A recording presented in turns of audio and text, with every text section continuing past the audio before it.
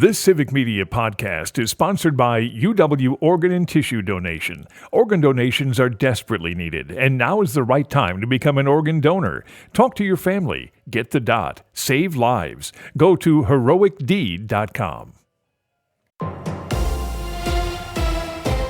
For WRCE 107.7 FM News, I'm Joanne Krulotz. Voters in the Ithaca School District voiced their support of their community school in an operational referendum in yesterday's election.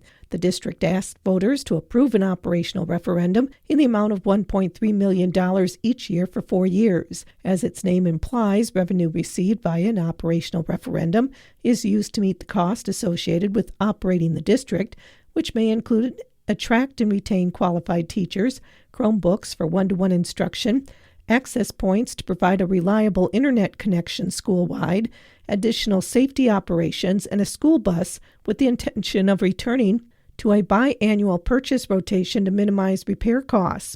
With only one municipality left to report, it stands at 655 yes votes to 304 no votes. In the 41st State Assembly race, Republican Tony Kurtz defeated his Democratic challenger, Julia Henley. Taking a look at the results of Wisconsin's House races from Election Day, in the 2nd Congressional District, incumbent Democrat Mark Pocan held his seat over Republican challenger Eric Olson. In the 5th, Republican incumbent Scott Fitzgerald held off Democratic opponent Ben Steinhoff. Another Republican incumbent held his seat in the 6th Congressional District as Glenn Grothman topped Democratic challenger John Zarbano.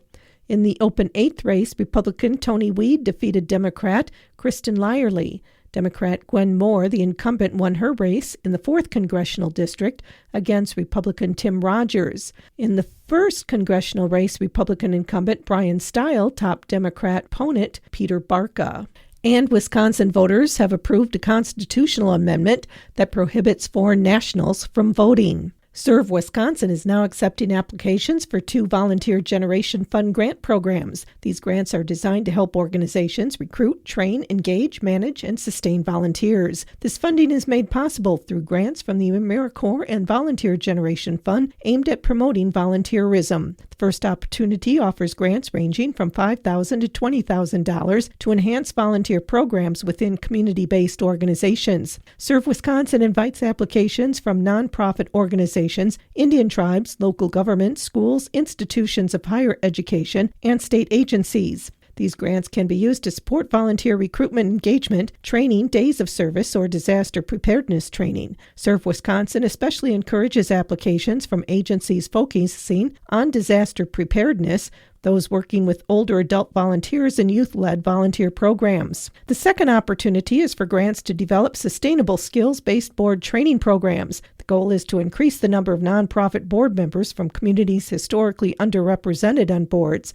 With this support, Serve Wisconsin aims to help organizations more fully engage volunteers in community problem solving and ensure that diverse voices, particularly those from the communities being served, are represented in leadership roles. Both grant opportunities will reimburse eligible expenses through September 30th, 2025. Applicants are required to provide a dollar-to-dollar match, which can be met through external funding or in-kind contributions. Grant awards will be determined through a competitive process evaluating innovation, project size and scope, and the organization's readiness to implement the proposed project. Applications are due by November 8th. For more information and to apply, visit the Volunteer Generation Fund page on the Serve Wisconsin website. Grease is the word when the popular stage production of Grease School Edition is performed at the Richland Center High School this Friday through Sunday. The family-friendly musical is set in the 1950s at Rydell High. Grease focuses on the main characters, Danny, performed by Grayson Banker, and Sandy, portrayed by Madeline Muller. The supporting cast helps bring the story to life as well.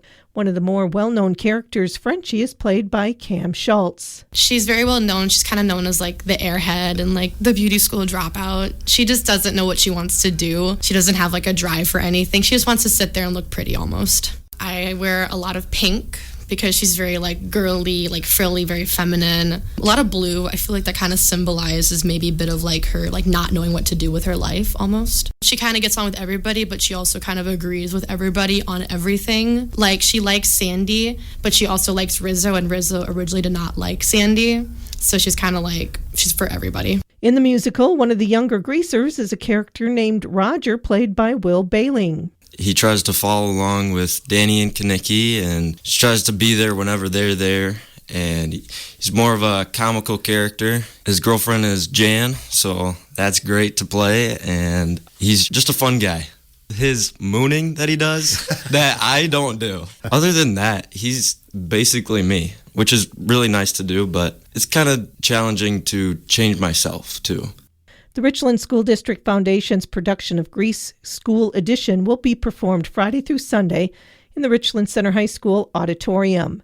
Friday and Saturday's performances will be at 7. Sunday's performance will be presented at 2.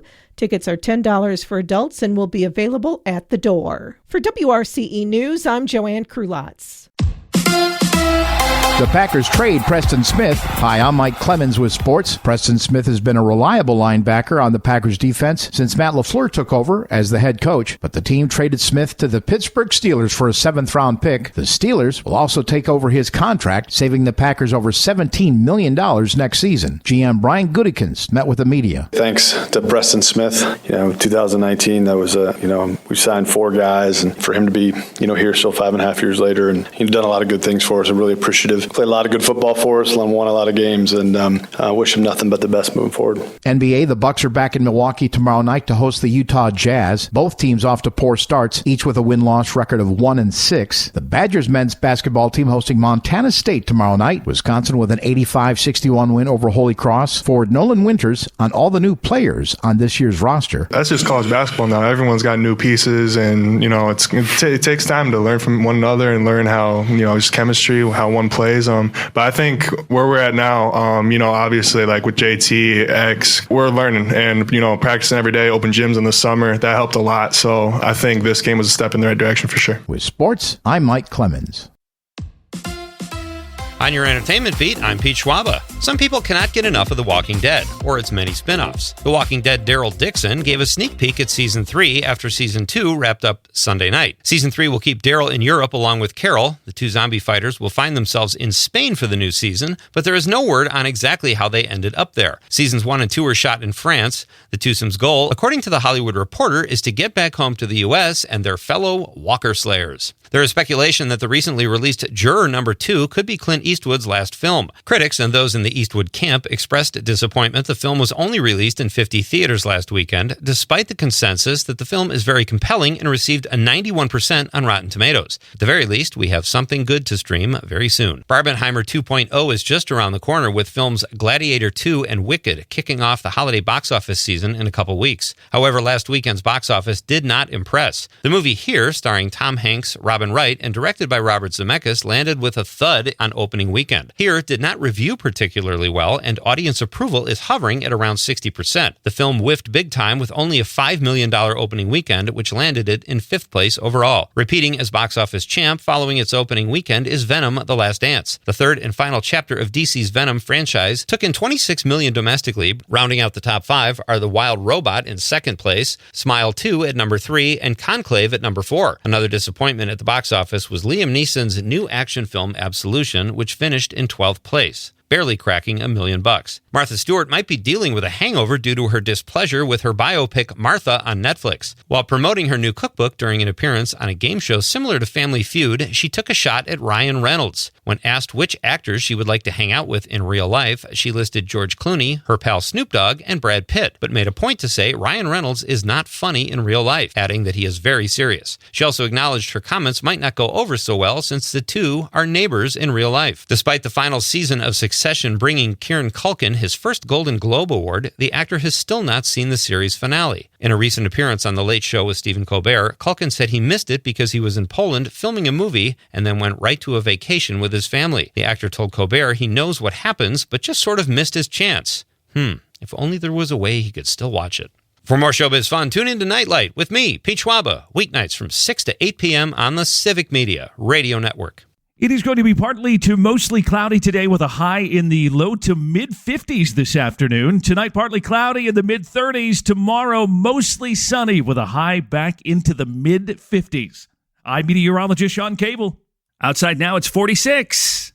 The national news cycle never stops, but it can be hard to find news about your local community. Civic Media is dedicated to providing quality local and state news coverage across Wisconsin. With the Civic Media app, you can get notifications about local stories that matter to you and your community. Find the free Civic Media app in your phone's app store and choose notifications from the menu to tell us what kind of news you want to hear about.